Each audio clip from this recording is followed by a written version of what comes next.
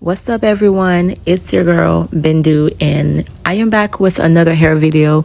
This is actually my second hair video that I've posted on YouTube, and today I'm going to be doing some invisible locks. That's me, I'm just separating the hair, and the hair that I use is the fluffy Marley hair. That's the best hair to use for this style, or you could use any other hair like regular braiding hair as well. You can also use the Cuban twist as well. Just look it up to see what it looks like. And that's the gem that I'm using. That's like one of the best gems. I knew I said that in my other video that the other gem was the best gem, but this one is actually really good.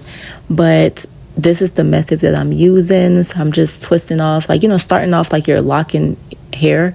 And then I just take the hair that I'm using and twist it along with her real hair. But for the back of her hair, I ended up doing the rubber band method because the back of her hair was a little bit shorter and just, to be easier for me to grip.